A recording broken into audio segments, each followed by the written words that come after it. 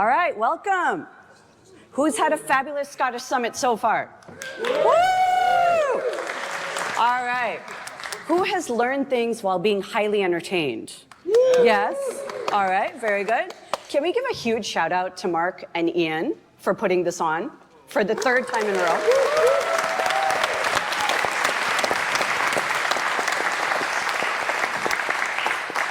Ian has fled the scene and Mark is hiding in a closet away from us somewhere, just so you know. But, you know, given that we're recording this, they should know how much we appreciate and love what they've put on for us. And I want to give a huge shout out to the organizers, along with the people who've been kind of wrangling all of us, Zoe and Maddie here in the front row, because they have done so much work to make sure we've had a beautiful experience. So thank you, thank you.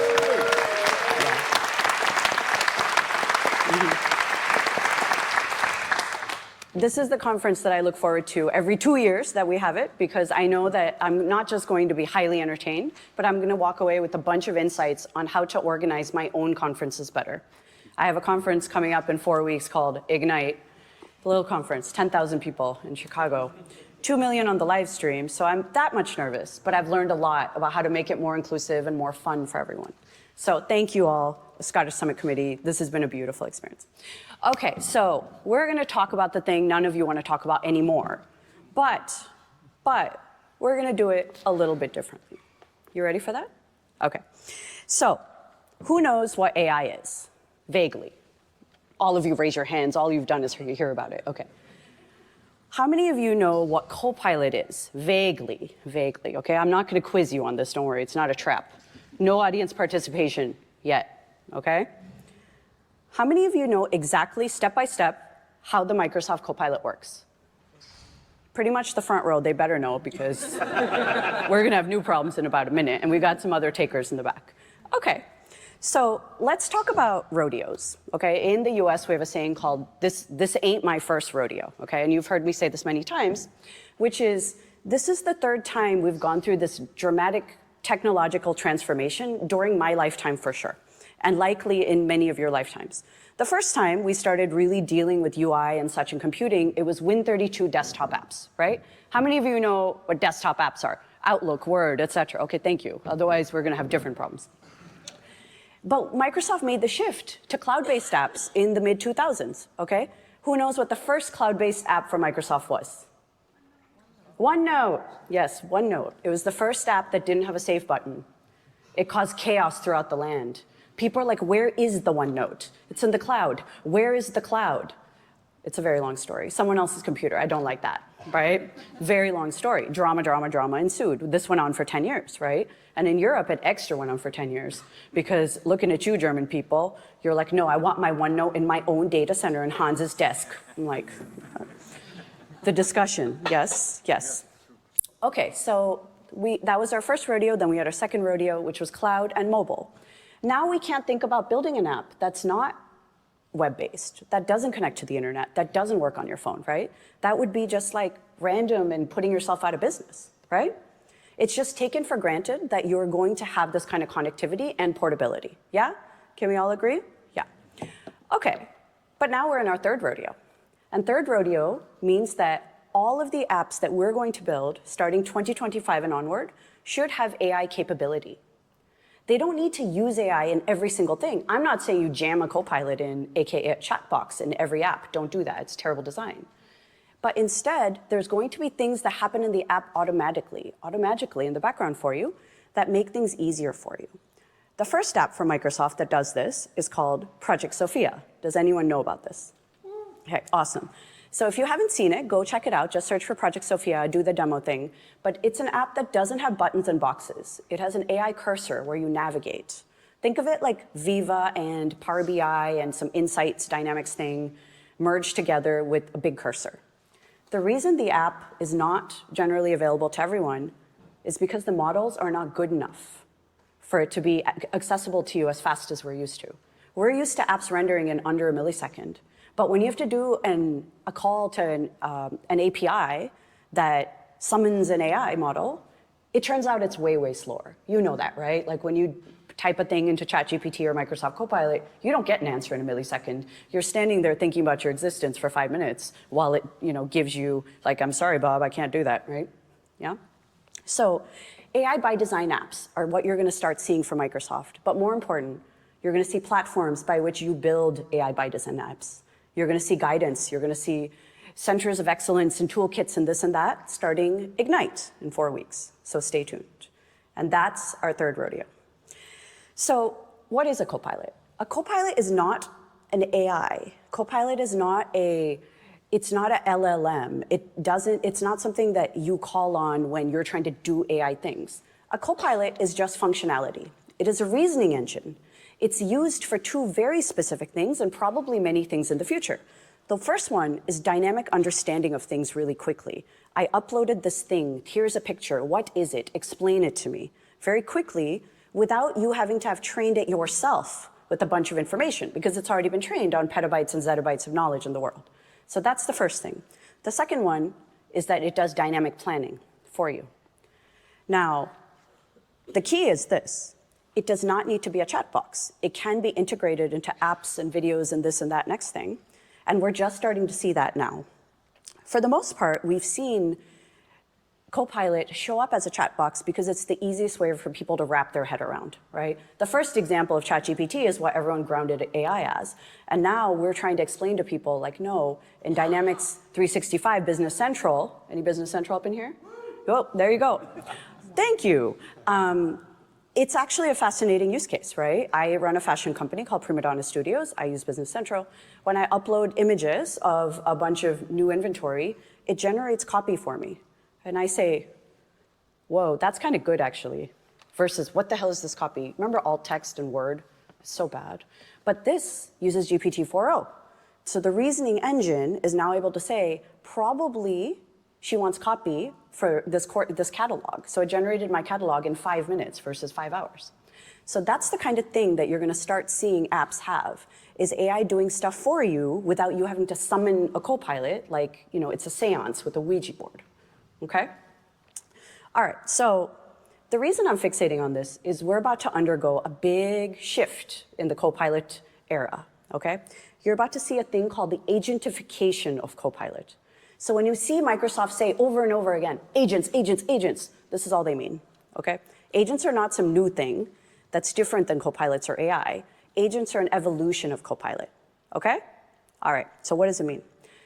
The best news is you all are the most qualified people in the world to use agents and build agents, because you already know how to do one very important thing that most devs like me, who grew up with Visual Studio, have no idea how to do. All right, so let's go through it. First part, context and memory. Right now, the annoying thing about Copilots, it's the 51st dates thing, right? You go back and ask it a question, it has no idea who you are. You're going to ask it the same question every day. It has no context of who you are, and it has no memory of what you talked about yesterday. So we're fixing that with the thing called the Assistance API, and along with the new OpenAI models called 1.0. They have context and memory baked into it. Second thing is planning, right? So it does plans for you. How many of you saw Ryan Cunningham's demo called Power Platform Plan Solution Designer, whatever it was called? Yeah? So if you haven't seen it, go look up Clay Wesner Power Platform Plan Designer, okay?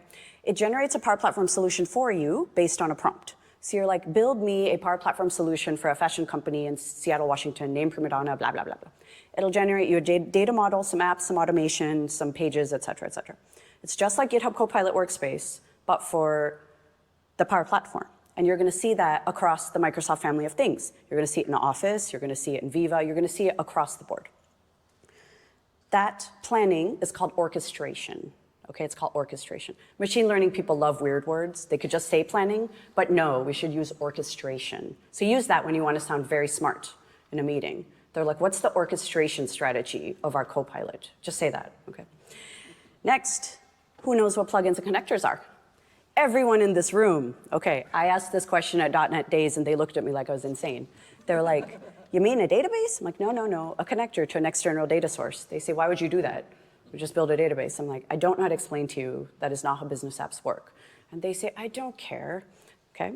But you all know about plugins and connectors. You know about 1,500 of them, yes? And plugins and connectors are the secrets to agents, the agentification of Copilot, because the Copilot's going to do stuff for you, but probably it needs to pull data from other places to do that thing.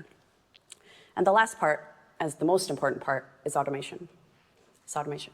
Because Copilot now will be doing a plan for you. It'll generate something, it'll call something else, it'll call something else, but it's not going to call by magic. It's going to call using the technology you've used for a decade, which you called Flow, and now we call Power Automate, and soon in the future we're going to call it Copilot Automation, okay? That's not the product change name, but when you start hearing people say, it's agentification or Copilot, don't look panicky. It's not a name change. It's not a name change. These two are like, we have to change slides. No, no. It's when you see Copilot automation, agentification, it just means automation within Copilot, okay? Can we agree? You already know how to do these? Yes? All right. So breaking it down, you know how to do this. So we tech people, okay, I hate to tell you this, we not only need to know how to use Copilot, but we need to know how it works under the covers.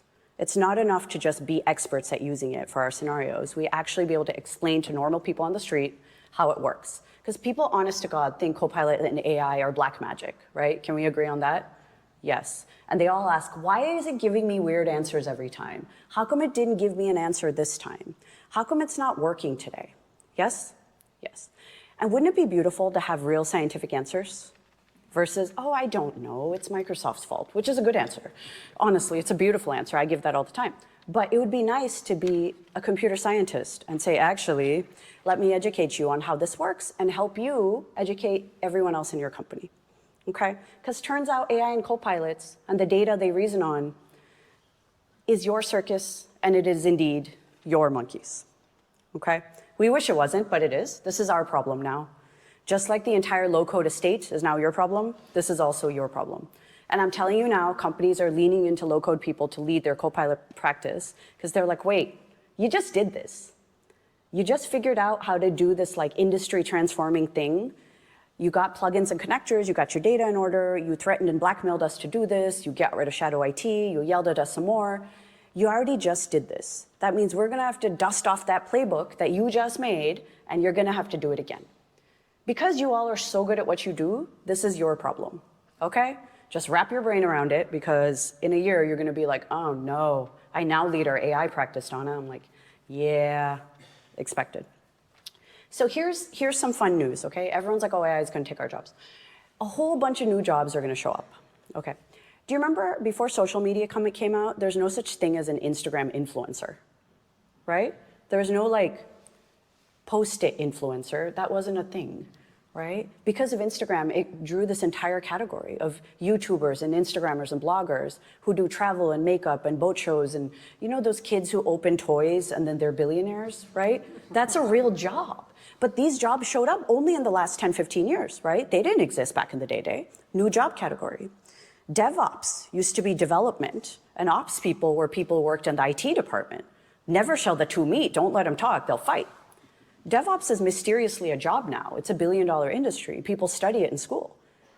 Now we're starting to see that happen with AI, right? Machine learning ops, prompt engineer, all these jobs are starting to show up.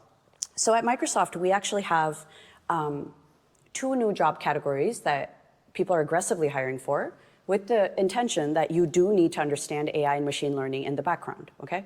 The first one is product designer. This is people who design UX experiences. But we don't just want people who do screen experiences. We want industrial designers. Have you designed cars, speakers, you know, the things in the world, architects? Because we can't just design for a flat screen. We have to design for the world that we're going to live in. So new job, 3 of them posted, none of them filled. Why? It turns out there aren't that many designers in the world who know anything about AI. Here's an opportunity, right? AI evangelist, who can get up on stage and confidently talk about AI and build demos. It turns out not that many people, because not that many people can do the intersection. So there are 2 new nerds in town, and these are emerging jobs, all right? You ready for this? There's literally nobody in the world who's doing these jobs officially, but they're all doing it unofficially. And these are opportunities for you. One is called the AI power user, and this comes from a LinkedIn study. You should look this up. These are the people who are business people, okay? They're not necessarily tech, but they're using AI to do their jobs so well that they're showing up as AI power users. They're the ones in the green all the way on this side over here. And they're the ones saying, I'm going to try new prompts. I'm going to try new methods. I'm going to try to figure out how can I use AI first to do my job. And they're the ones who are showing up as leaders, who are leading programs. I've talked to maybe 25 chief AI officers, and about 50% of them are an AI power user. They're like, I used to be a product manager. I was in finance. I was in legal. And now I'm our chief AI officer randomly. Why? Because I vaguely showed interest. At this point, vaguely showing interest and being consistent, that's the ticket, okay? But the next one is where the money's at. This is where all the money's at. This is the $1 million job, okay? So Microsoft is hiring 1,200 of these people. We've hired 0. Yeah, we've hired 0. You know why? Because this person doesn't exist. So right now, we're looking for this mysterious unicorn that does not exist. This is like saying we want a low coder who's also a pro coder who can also do AI. Like, no, this is not a job, okay? So we want machine learning experts who have been doing machine learning for years, training models, evaluation, fine-tuning, weird machine learning things. We want them to become full-stack developers and engineers like all of you. And machine learning people say, no, I don't think so. I didn't study coding. I studied machine learning. There's no chance. Then we have full-stack engineers like you who work on the data model, the middle layer, the API, the calls, the connectors. And we want you to learn machine learning overnight. I'm like, that's not going to happen. But instead, we can make some progress. If you look at the overlap of the yellow, there are 3 things that we can learn that where we will really be able to go seek these jobs and positions called AI engineer, okay? And that is prompt engineering, which is just prompting good, fault tolerance for chaotic medium, which just means evaluating AI. Machine learning people really like weird words, okay? Fault tolerance for chaotic medium. This is an activity they do, okay? Chaining and agents, we just talked about who chaining and agents are. And then reactive UI, who knows what reactive UI is? Hopefully all of you, okay, thank you.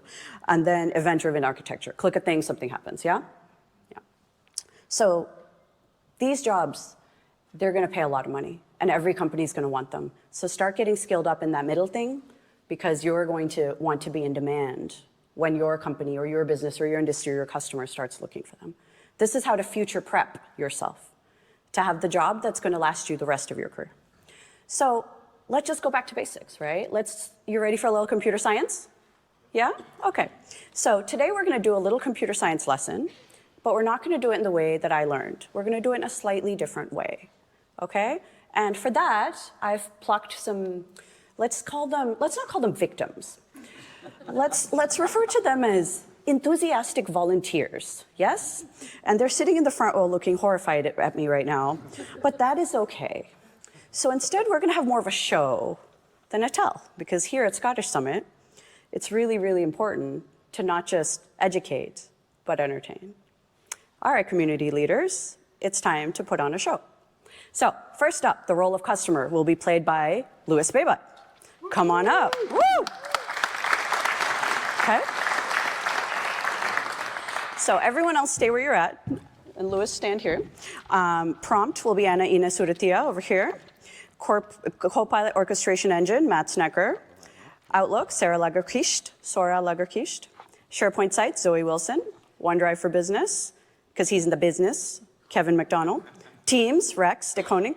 Bing, Sarah Fenna. Plugins and connectors, Samir Bangar. Azure OpenAI Service, Carl Cookson. Irresponsible AI, Chris Huntingford. And Purview, AJ, okay? Who wants to see this? Everyone, all right, all right. So, we have a mission, team, okay? I run a fashion company called Prima Donna Studios, this is real. I spend too much money at Liberty in London, too much money. So I'm like, you know what, Liberty, it's time for you to give me some money back. So I'm gonna get my fashion line into Liberty. After having a conversation, the marketing merchandiser says, you need 1 year of sales data and some glowing reviews from social media and media coverage. I'm like, okay, sounds reasonable. This seems like the job for my made-up sales assistant, Louis. So what we're gonna use is Microsoft 365 Copilot to solve this problem, okay? And we're gonna see if we can do it in the span of the next 20 minutes. All right, who's ready to play? Yeah, okay. Customer. He's the salesperson, okay? He's gonna write a prompt into the box, and it's going to say, create a sales report for Prima Donna Studios from the past 1 year's worth of data. Use the data from the Salesforce CRM. We have a Salesforce CRM? Okay. Also find any external media coverage for Prima Donna Studios with sources. All right, this is the prompt. That's all we're putting in. We got a prompt. Ready? You feeling good about the prompt? Yeah. All right. So step 1 of the architecture, user sends the prompt to the Copilot system. And then what happens? We have the prompt appears. Okay, and Lewis runs away screaming. Okay. So prompt appears. We're like, prompt. Lewis has typed something into the box. But you know what happens in the background as soon as you type anything into Copilot system? Ta-da! Purview to the rescue. Hello. I'm watching you and I'm keeping an eye on everything you're doing. What are you, oh, sorry, what are you doing? I ripped my purview, sorry. I'm watching you and I'm watching the prompt that you're writing in. Okay. So Purview in the background observes in the least creepy way possible because you literally gave it access. In the least creepy way possible because you gave it access. To keep an eye on your Copilot system. It's keeping an eye on what prompts are working, what prompts are not working each step. Microsoft is not babysitting your purview. You are babysitting your purview, okay? We can barely babysit our own purview. We're not looking at yours. So it's a really good tool to get your data governance in order before you Copilot, while you Copilot, after you Copilot, okay? If you want to learn about it, go to Purview. So how much stuff do you have? Okay, so as the prompt is now trying to go to the Copilot orchestration engine. Wait. Why? Okay. Irresponsible AI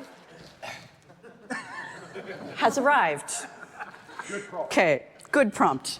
So responsible AI has done a quick check, not that quick, of the prompt, and seen if the user has typed anything malicious or inappropriate into the prompt. If so, Copilot, go home. Return message, you're done, right? No chance. If the prompt passes responsible AI, which it does this time, then the process continues and the prompt goes to the Copilot orchestration engine. But wait, what is responsible AI?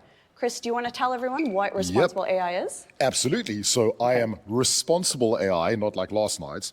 And I'm looking for fairness, reliability and safety, privacy and security, inclusiveness, transparency and accountability. And I did not find any shanks on you, so you are good to go.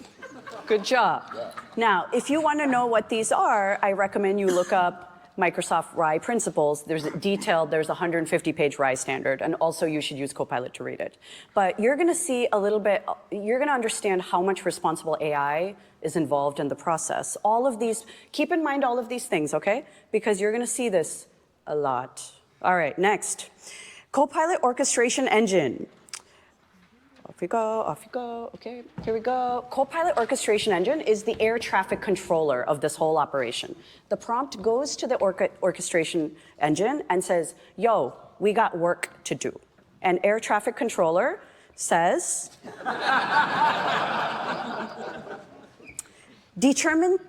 very determined to do the needed, okay? So what are we supposed to do here? Are we supposed to get some local data? Yes, we are. Are we supposed to find some content from the web? Yes, we are. Are we supposed to run some plugins? Oh yeah, that's Salesforce connector, right? So suddenly the prompt's got a lot of work to do, and the orchestration engine's like, I'm gonna direct you to where you wanna go next. Ready?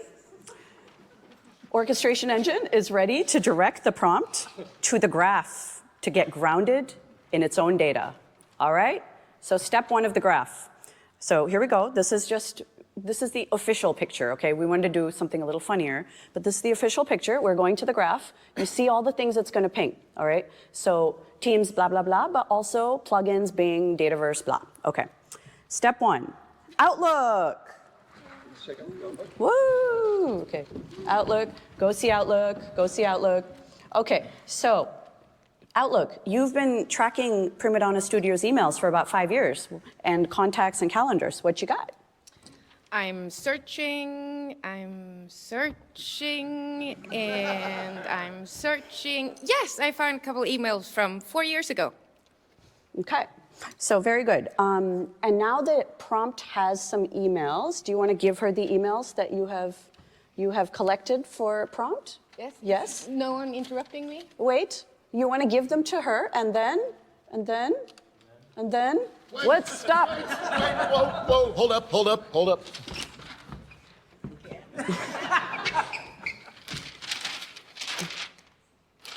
Yeah, you're good. Okay, all right, okay. Get a right check. Okay, ready? And what is happening with Purview in the background? What is Purview doing? Always watching. Purview, always watching, okay?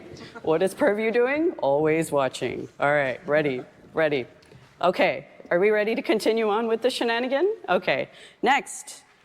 SharePoint, our favorite, very glamorous, very demure. Okay, here we go. Zoe, tell us a little bit about SharePoint. What have you got? So I've got all of the files related to your prompt, whether you should have access to them or not. Here you go.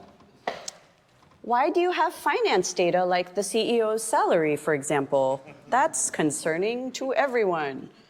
Purview, why is that happening? Give me those files.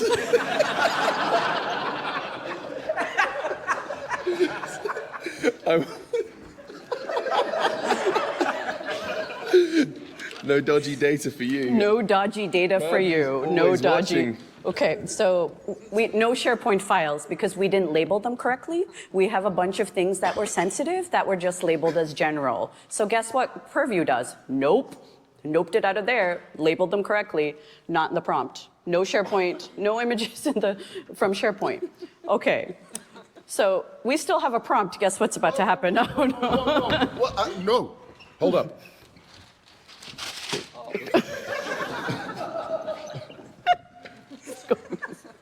That's good. You're good. Okay, all right, good. Okay, all right, ready. Okay. Do you guys not know what to laugh at, he or that? Because I would like everyone to really appreciate. All right, we're not done yet. We've got OneDrive for Business, another place to store all kinds of things that maybe you didn't watch very carefully. Okay, so unlike SharePoint, we've done kind of a good job with OneDrive for Business, and we've kept mostly our business documents in there. And Kevin, what have you got? So I've got all these business documents that Donna stored, all are important things to her, like cat photos, photos of all the jails she's been all around the world, and all her fabric photos as well. Not that data fabric, real fabric. Real fabric. Okay, so now I think we can maybe give it to the prompt, but guess what's going to happen? Nope. Whoa, hold up.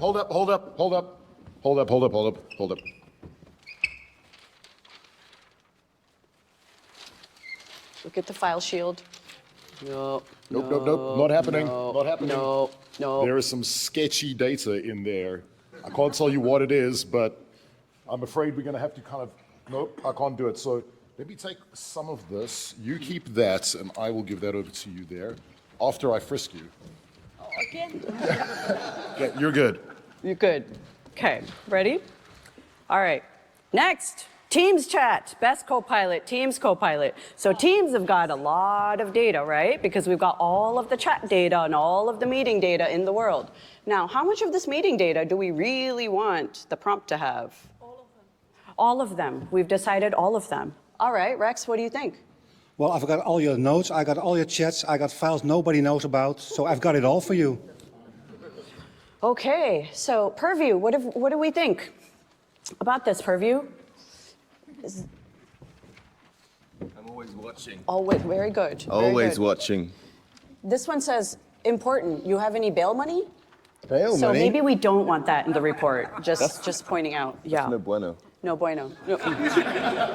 Teams chats, nope. Sorry, prompt, no Teams chats for you. All right.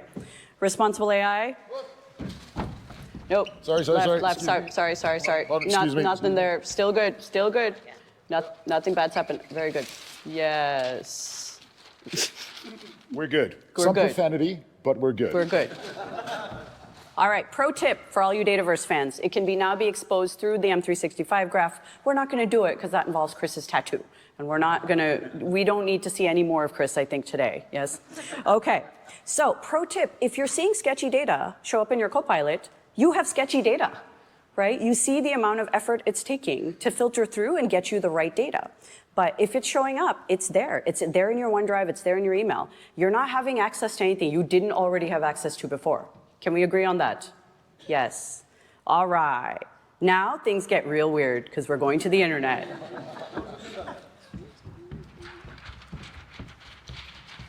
I've got some lovely websites for you. Oh!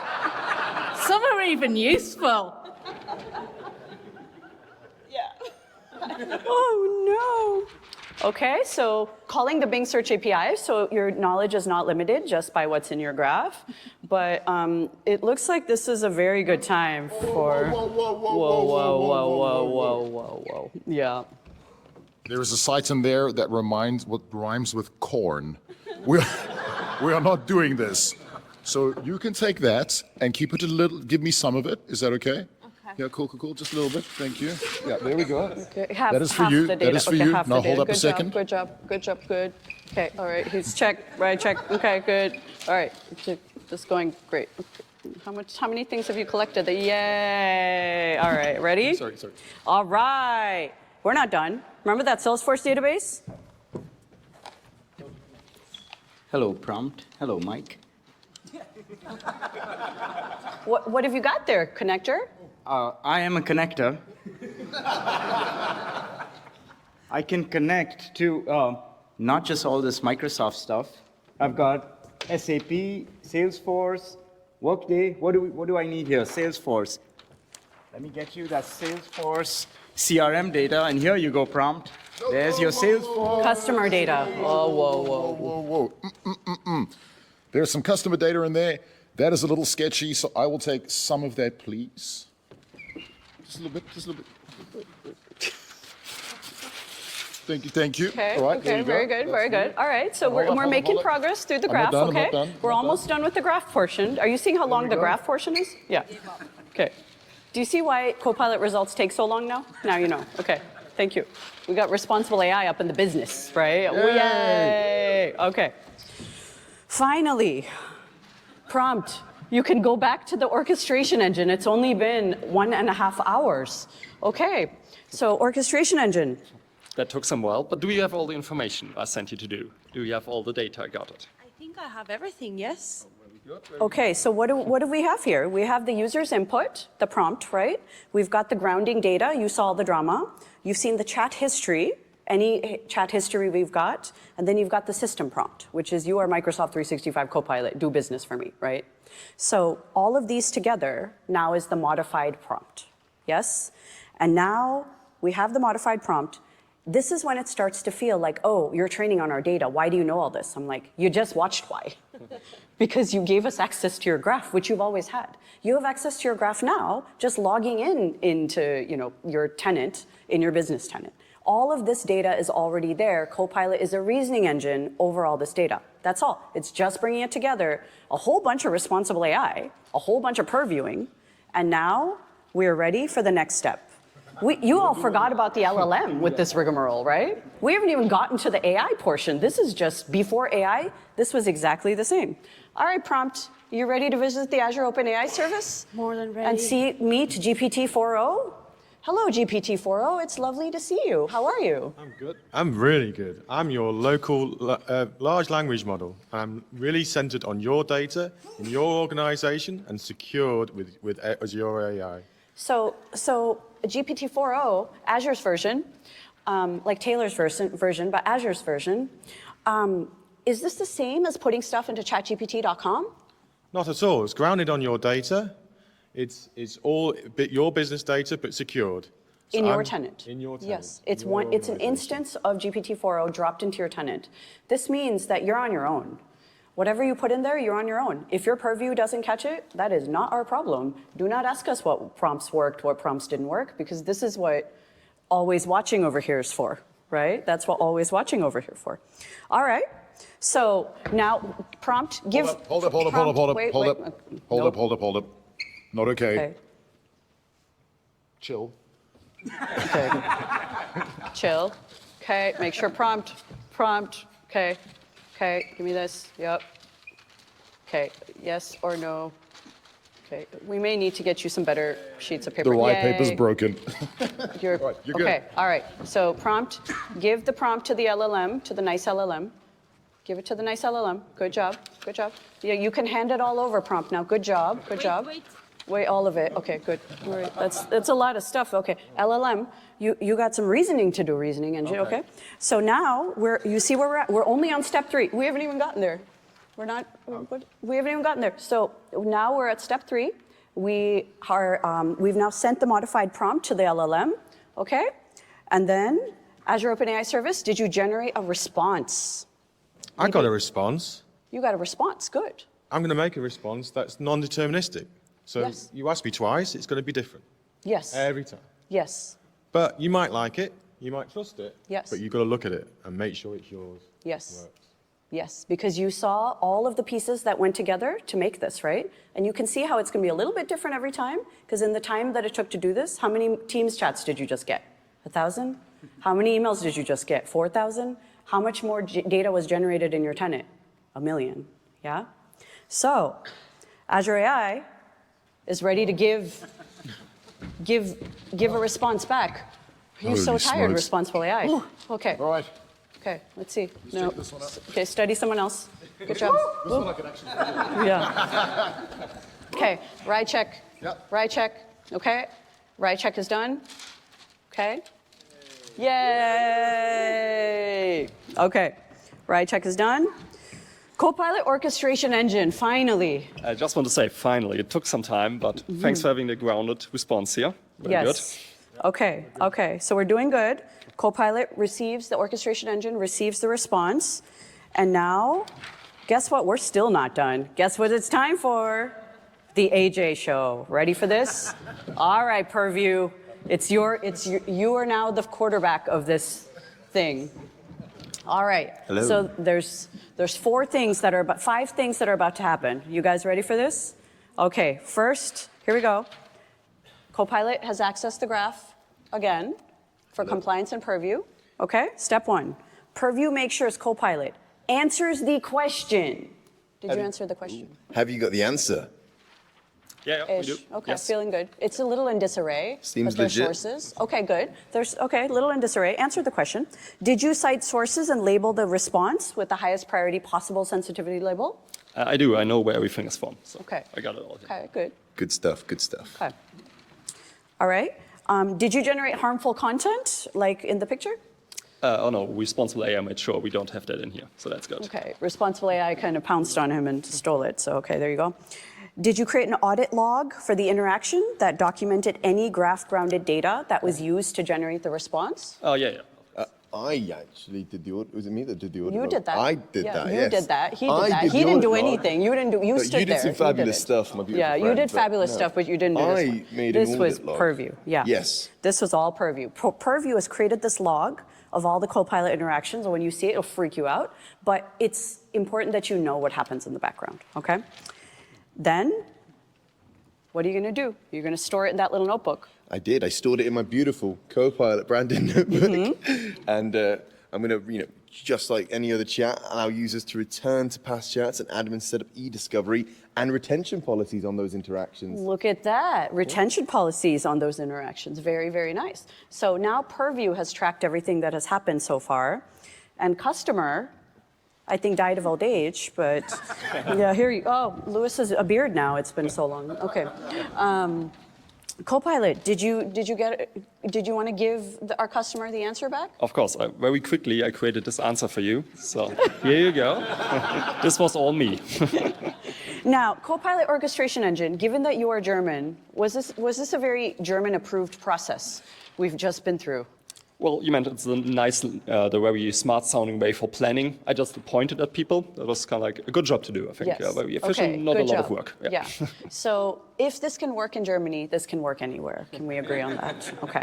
So, and that, my friends, is how the Copilot system works. Can we give everyone a round of applause?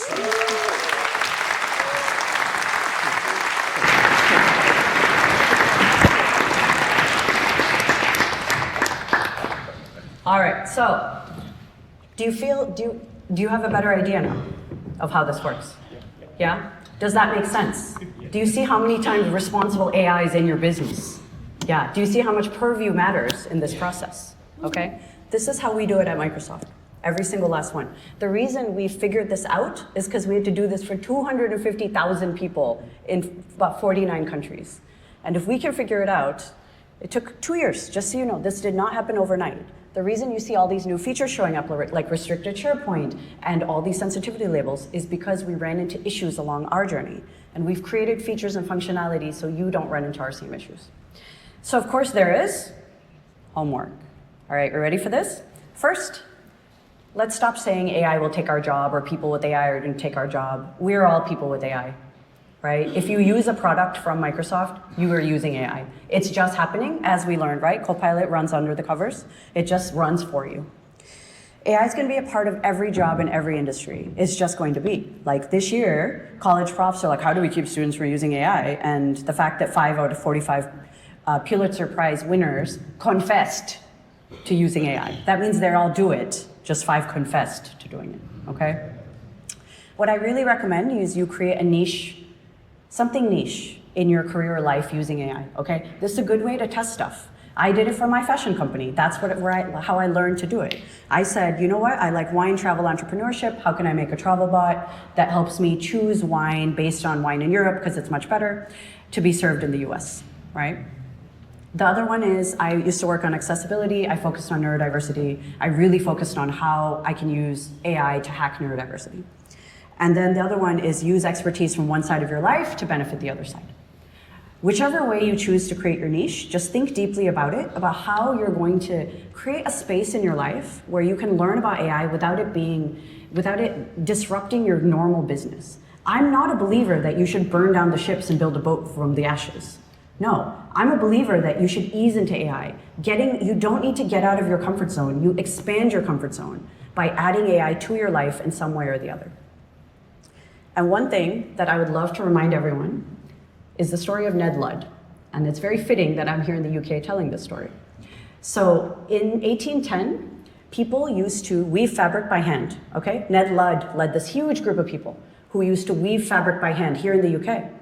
And one day a fabric machine came to town that wove fabric automatically. Ned Ludd was so upset, he riled up his followers and they went to the factory and burned it down in the middle of the night.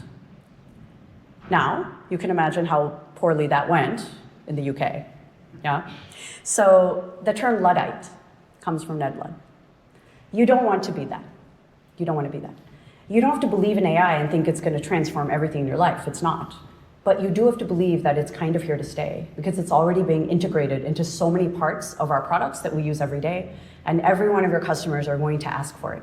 So the best thing you can do is get educated on the best scenarios for you, your business, and your life. So I have 2 homework assignments for you. You ready for this? All right, 1, now you know how the Copilot system works. This slide deck, this image is everywhere. Go look up how Microsoft Copilot system works. There's videos on it. There's step-by-step documentation. If you send me a ping, I can send you a link to a video that I quite liked. But teach someone how it works, because when you teach someone, that's how you learn. And then the last one, create a killer prompt or scenario for a Copilot that you like. It can be Microsoft Copilot, it can be Word, it can be Power Apps, I don't care what it is. Show everyone, okay? Show everyone what you can do. Tag me on social, Dona Sarkar, LinkedIn or Twitter. And I want you to come on Copilot Learning Hub, which is my show, and show me live. When I said this, the last few conferences, I've gotten about 100 takers, and all of my guests are people I've met at conferences. So I would love for you to go to learn.microsoft.com/Copilot for all of your Copilot learning needs.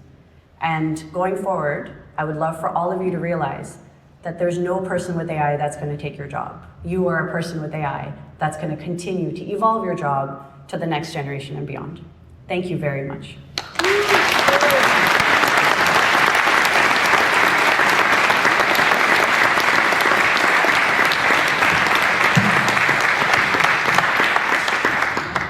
What's this round? Oh, you can spout. Yeah. So Samir has 2 prizes. Who's gonna do the homework though? Let me see if I can aim at. Wow. I've got one on. All right, on this side, homework. There you go. Very, very good. All right, everyone, thank you very, very much. We're going to hand off to Zoe and Maddie to take it from here. Thank you.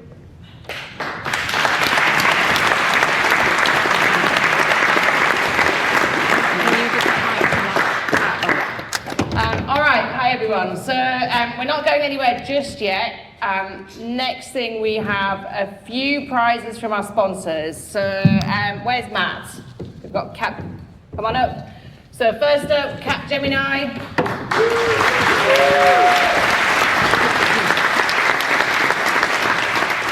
Thank you, and thanks everyone that stopped by the booth this weekend. It was great to see and chat to everyone. We have 2 winners of our portable USB-C monitors. These are things that you can take with you, plug them into to your laptop and have a dual screen when you're on the road. The 2 winners we have is Esther Avanier and Kaylee Duddy.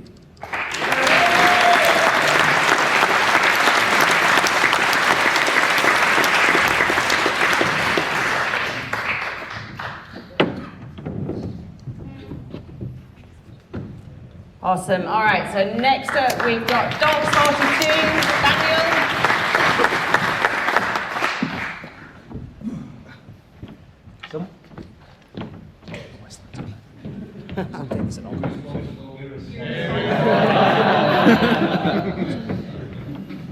Thank you very much.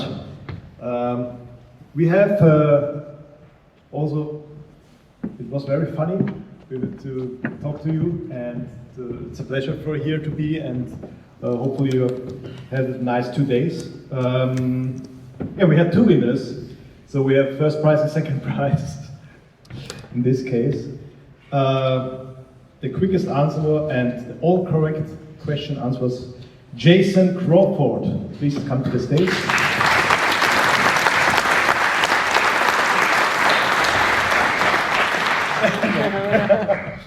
Jason Crawford, now it's your turn. You have 20 seconds to come to the stage. Jason Crawford.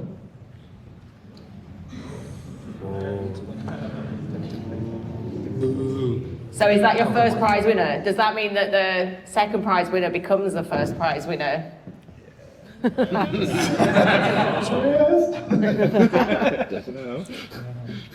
We have a backup, of course.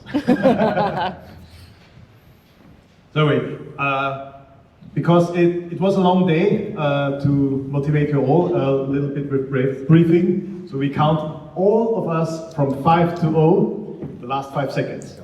5, 4, 3, 2, come on! 1, 0!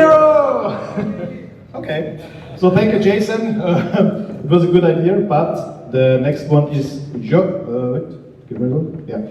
Joshua Brummel.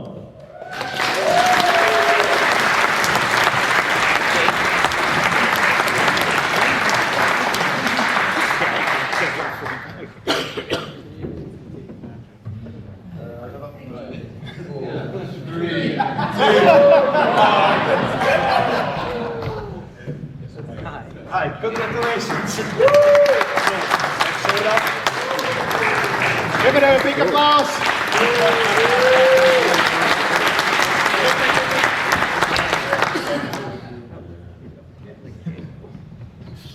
Okay, good. Brilliant, thank you. Up next, we've got Areti from Telefonica Tech. If anyone was wondering, I will be recording Copilot. So we have 2 things here. We've got a Lego Fender guitar, and we've got the MetaQuest virtual headset. The headset goes to Sarah Thompson. Is she here? Okay. Maybe not. If she isn't, we'll give it to you. And the Fender is for Plaz Genster, and I know he's here because he said he would be right here.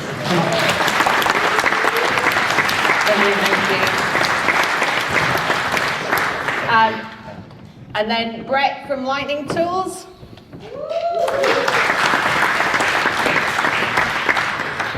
Thanks, Zoe. So we have, well, we've had 2 Lego prize winners already, and they recorded the fastest time around the USA Grand Prix track. So they've already had their prizes, but this was our raffle prize, which is the Formula One, I guess Lewis Hamilton or George Russell Mercedes, and that is going to go to Luke Evans. So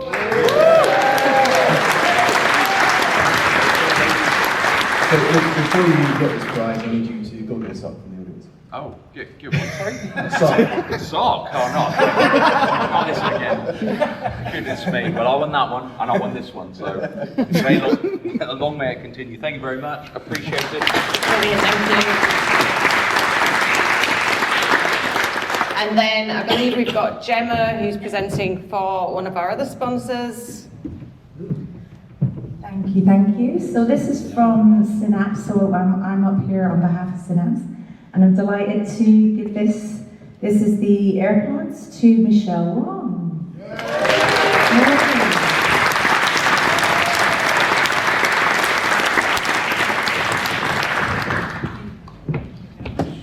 Brilliant, thank you. And then the final prize giveaway, Kevin giving away Lego on behalf of Copilot Connection.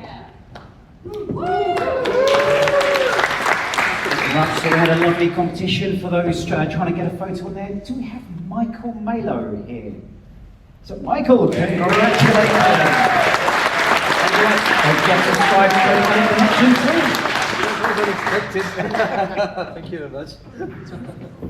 Oh. Pardon? You weren't on my list. That's fine, go on. Yep. We've got one more, Joe Griffin from PoemX. Hello, the winner of this fabulous piece of Danish and German engineering is Tanya Gafella. Tanya, in the room? There you go. Fella.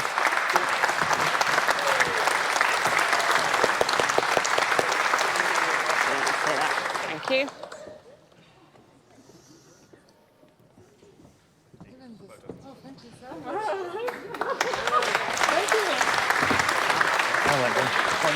Yeah, yeah.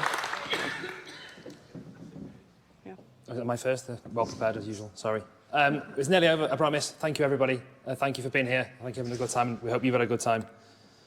My slide deck isn't working again. It's going well. There we go. So for us, this has been a really fantastic event, and we've had really good feedback from all of you. We hope you've had a really, really wonderful time, and we're already looking forward to seeing what comes next. Before we get into that, just a huge thank you again to our sponsors, to Capgemini, to Resco, Docs42, Curve and Arrow, and all of our other sponsors, because without all of our sponsors, we just wouldn't be able to do events like this. So we really appreciate all of the support, and we appreciate all of you going and spending time with them as well and making them feel like it's a valuable event to get involved with. Just a huge thank you again to everybody who has helped with the organisation of this event. Although you've had myself and Matt and Mark and Ian who are kind of the visible people, this has been a huge team effort over the last 18 months to make all of this happen and really bring everything together. So just a huge thank you to all of the organising committee.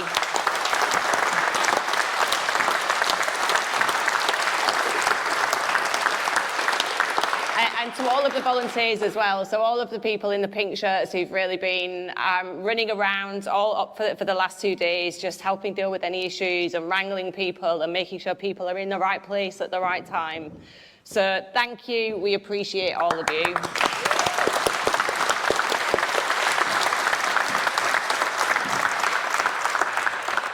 So we just wanted to point, if that is not working, right? Yeah. So I just wanted to point one thing out that I don't think people realise about your lanyard, if you've ever actually looked at it and read it.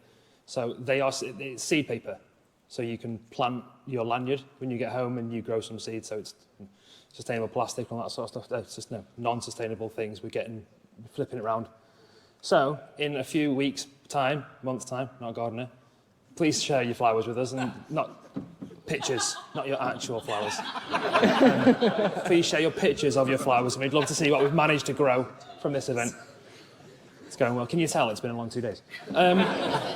So the next thing we're proud to announce is the committee for whatever is next. So that is the team that has agreed to help us run in the next one. So I just want to thank you for these, for not realising what they're about to get themselves in for. And I'm very excited to see what we can do together. What you might notice is there is 2 emissions from that. And I have promised that I have not seen this next slide, so I apologise for whatever's on it. So that's Scottish Summit 2024, done and dusted. It's been an interesting year and a half in planning. Feels like fun, feels like a long one. And so much has happened, so much has changed with all of us. The community's grown. Look at what you've done, look at what you have achieved yourself, and look at what the whole event's achieved. We couldn't do that without the organisers. and the rest of the volunteers, and obviously you all for coming and making it the event that it is. And that's not just this year, that's what we've been doing this for 5 years now. And that's everyone from if you've helped at an event, spoke at an event, told somebody about an event, slagged an event off. It's all publicity. So it's all good and it's all value feedback one way or another, and the event would never have grown, we'd never got to Aberdeen P&J. So I really just want to thank you all for coming. It really does mean a lot. I'm sorry I couldn't have been here this weekend. I've just got some family commitments. And that's kind of where I am with this, to be honest, as well. For me, I've just got so much going on. This really is my last year. I know I kind of said it before, but officially, this has to be the last year that we are doing this, or I'm doing this anyway. Well, not just fall on the fact, both of us are, this is our last year. Everything, like, if you look at where we were 5 years ago, everything in our lives has changed. Families have upgraded, increased. Everything has changed, so it's all different, and like Proximal is going really well at the moment. We feel that we as people have kind of taken it as far as we can. We've enjoyed the ride, we've sometimes not enjoyed the ride, but it's now time to kind of pass Scottish Summit on to other people. So I think we just say thank you again, and hopefully if this all works, you should have a slide popping up with an announcement for the next event. So whether that's on screen, give yourself and everybody a round of applause. Thank you very much. Thank you.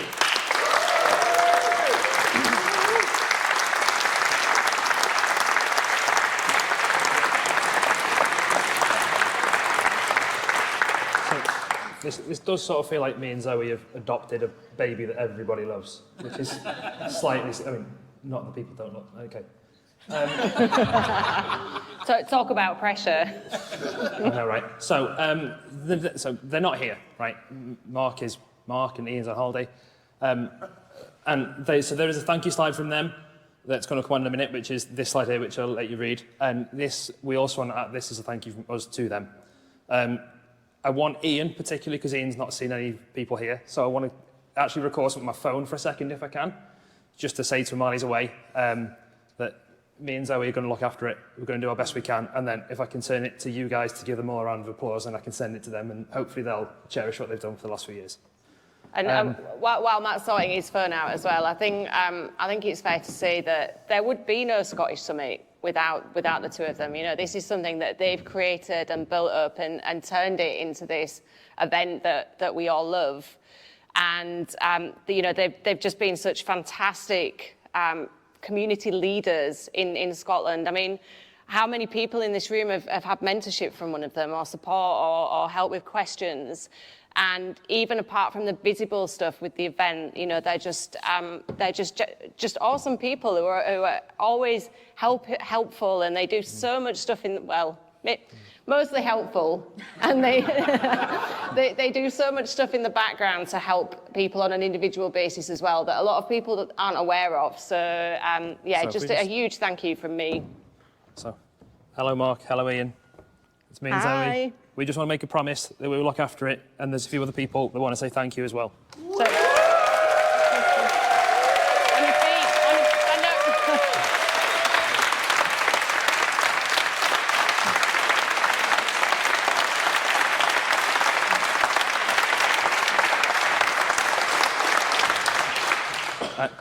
And with that, after a long 2 days, we'll leave that on the screen if you want to take pictures and put it in your diaries, and hopefully we'll see you there. And thank you very much for coming. Thank you.